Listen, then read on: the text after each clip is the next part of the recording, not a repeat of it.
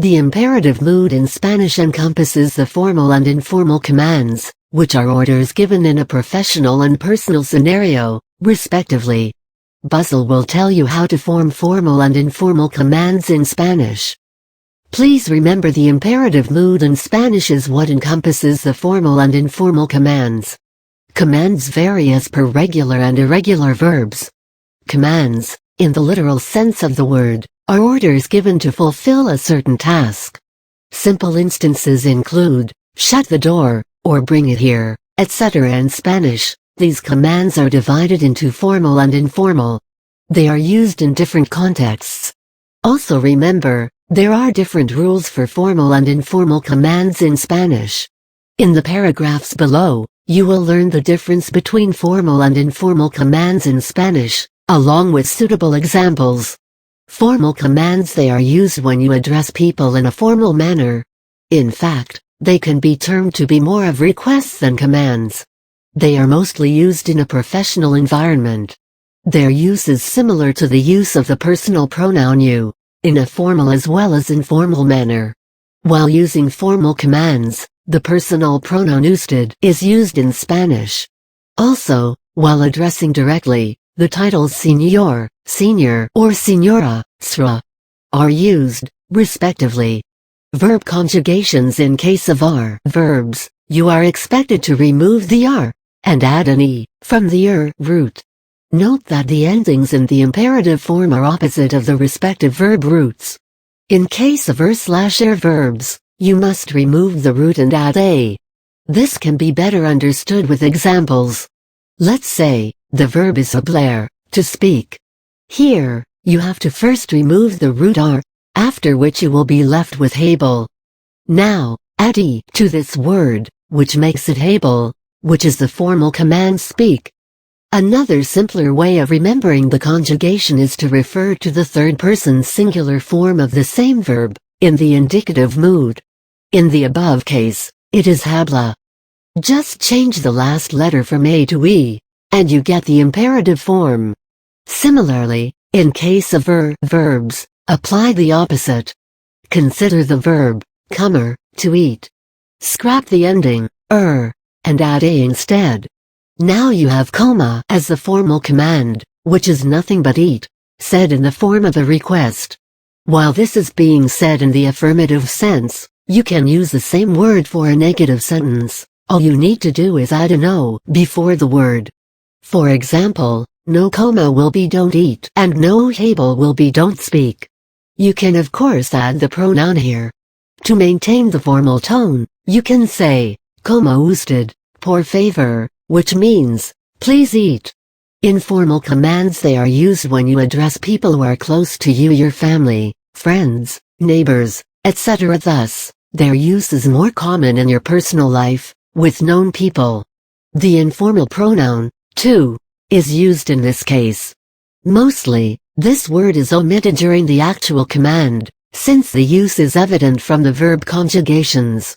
Verb conjugations: the informal command retains the same ending. In case of are verbs, all you have to do is exclude the are, and the resultant word is the imperative form. For example, for hablar, you will have habla, speak. Similar to formal commands, you can refer to the third-person present tense form of the indicative mood of the same verb. The same rules are to be followed for the er/er verbs. Thus, comer will become eat. The negative sentence will follow the same pattern as that of formal commands. Use of irregular verbs: the usual rules for the imperative mood do not apply to irregular verbs in Spanish. In fact, every verb is used differently, almost.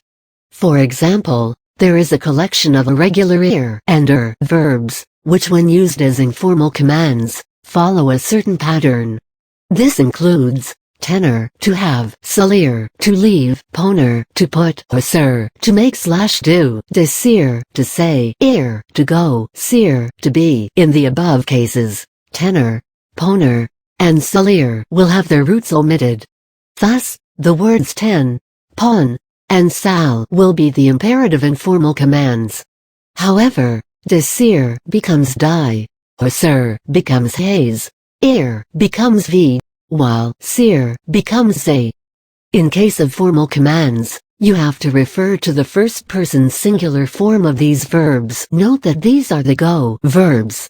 You have to add an "a" at the end and omit the "o." For example, the first-person form for tenor is tengo, therefore the formal command will be tenga. Similarly, the formal commands for desir will be diga. For hasir, it will be haga. For poner, it will be ponga, and so on. Similarly, for the vasotros use, all you have to do is add a d at the end of the original verb after omitting the last letter. For example, the imperative form for tenor will be tend. For poner, it will be pwned, etc. You will be using the nosotros form when you are collectively saying something for everybody around you, which sounds like a command. The conjugation in this case will be the addition of mos to the informal counterpart of the same verb, that is, desir will have its form as digamos, tenor will have tengamos, etc. The plural form will just have an added to the end. For example, hasir will have hagen, tenor will have tengen, etc. List of examples. Habla, hablar, conmigo. Speak to me, habla conmigo, speak to me. Carefully observe the above two sentences. They contain the same verbs and have the same meaning. But, the first one is an informal command, while the second one is a formal request. Abrir la ventana. Open the window, abra la ventana. This is a similar example, except the verb is an ir verb. The first sentence is an informal command, while the second is a formal one. Dime, desir, lo que piensas. Tell me what you think. Observe the above sentence. This is an example of using an object pronoun. In this case, it is an informal command, since you are using die, the informal form for desir. The me following die indicates the person to whom the verb points out to, thus, it is a direct object pronoun. Also, note that desir is an irregular verb. Por favor, dígame la verdad. Please tell me the truth. Now, study this sentence. It is the same verb. However, you are using it in the usted form, that is, it is a formal command, rather, it is a polite request. Hence, you use the word digam, where me is the direct object pronoun, and diga is the actual imperative form for usted. Tráemelo. Bring it to me. Surprised? Don't be. Most sentences in Spanish are in this form. The trick is to use the right object pronouns. In the above example, we have both direct and indirect pronouns. Me indicates to me single quote, while lo indicates it. Tray indicates the informal command. Join them all, and you get the result as a long word, which, when translated, is a big sentence. Tráemelos. Bring them to me. This is the same as above, except that we use the plural indirect pronoun and the vosotros form of the verb, traer. Hence, a d is added at the end of the verb. No se los compré. Do not buy them. This is another formal command, though negative, and the negative element comes before the direct object pronoun. One could quote myriad examples of the imperative mood. The commands change as per the situation as well, the verbs may be used differently. The above puzzle article is just a gist to slightly nudge you towards the larger scheme of things. Once you begin to learn the different styles of using formal and informal commands, there is really no end to it.